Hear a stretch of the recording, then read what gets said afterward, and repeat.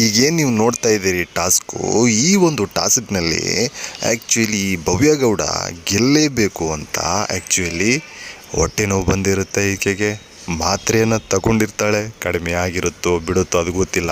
ಆದರೆ ಎಲ್ಲರ ಬುಟ್ಟಿಯಲ್ಲಿರ್ತಕ್ಕಂಥ ಬಾಲ್ಗಳನ್ನು ಕೆಳಗಡೆ ಕಡಗೋದು, ಒಡೆಯೋದು ಇದೆಲ್ಲವನ್ನು ಕೂಡ ಮಾಡ್ತಾ ಇರ್ತಾಳೆ. ಹನುಮಂತು ಅಲ್ಲಿಗೆ ಬರ್ತಾನೆ. ಹನುಮಂತಿಗೆ ಸರಿಯಾಗಿ ಏಟು ಬೀಳುತ್ತೆ.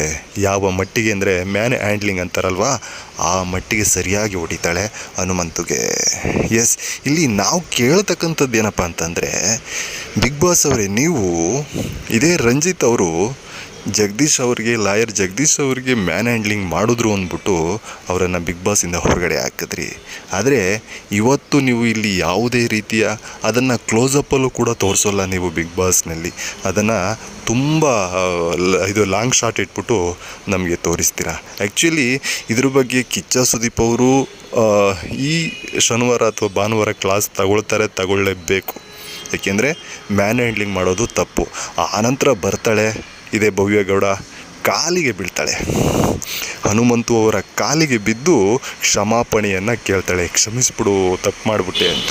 ಅಲ್ಲಮ್ಮ ತಾಯಿ ಭವ್ಯಗೌಡ, ನೀನು ಇದೇನು ಸಾಮಾನ್ಯವಾದ ಟಾಸ್ಕ್ ಅಲ್ಲ, ಇದು ಫಿನಾಲೆಗೆ ಟಿಕೆಟ್ ತೆಗೆದುಕೊಳ್ಳೋಕ್ಕೋಸ್ಕರ ಆಗ್ತಾ ಇರ್ತಕ್ಕಂಥ ಟಾಸ್ಕು.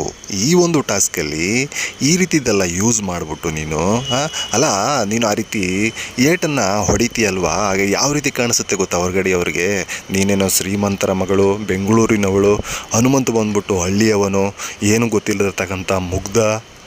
ಹಾಗೆ ಆಮೇಲೆ ಇವನನ್ನು ಹೇಗೆ ಬೇಕಾದ್ರೂ ನನಗಿಷ್ಟ ಬಂದಂಗೆ ಬಳಸ್ಕೊಂಡು ನಾನು ಗೆದ್ದುಬಿಡ್ಬೋದು ಅನ್ನೋ ಒಂದು ದುರಹಂಕಾರ, ಇದೆಲ್ಲವೂ ಕೂಡ ನಿನ್ನಲ್ಲಿ ಇದ್ದಂಗೆ ನಮಗೆ ಕಾಣಿಸ್ತಾ ಇದೆ. ಇದು ನೀನು ಮಾಡಿದ ತಪ್ಪು.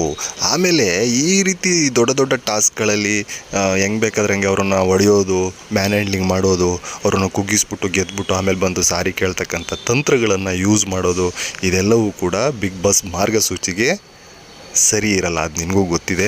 ಹಾಗಾಗಿ ಈ ಸಾರಿ ಕಿಚ್ಚ ಸುದೀಪ್ ಅವರು ಬರಲೇಬೇಕು. ಬಂದು ಇದ್ರ ಬಗ್ಗೆ ಒಂದು ಕ್ಲಾಸನ್ನು ತೆಗೆದುಕೊಳ್ತಾರೆ. ಈ ಸಾರಿ ನಿನ್ನ ಹೊರಗಡೆ ಹಾಕೋದ್ರಲ್ಲಿ ಯಾವುದೇ ಡೌಟ್ ಇಲ್ಲ.